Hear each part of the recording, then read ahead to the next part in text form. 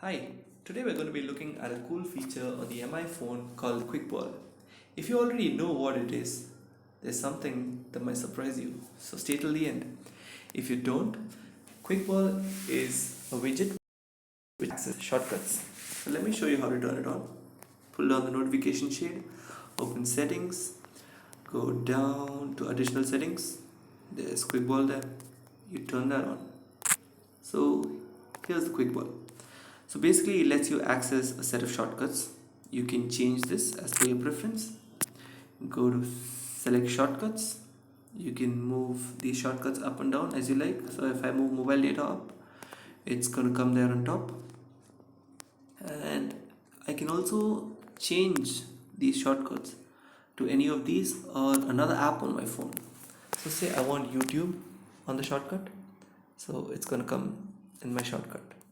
So what you want to do here is in the preferred gesture, you might want to select swipe, and you can also turn on show on lock screen. I'll tell you why.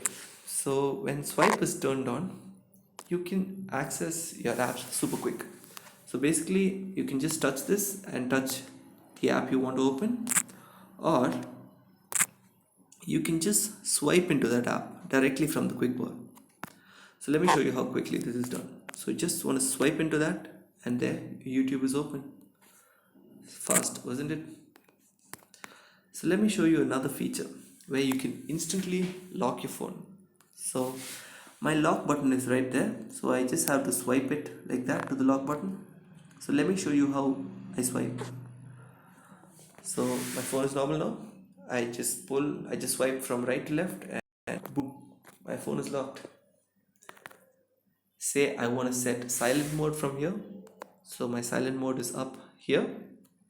So let me show you how I go to silent. Like that. Cool, isn't it?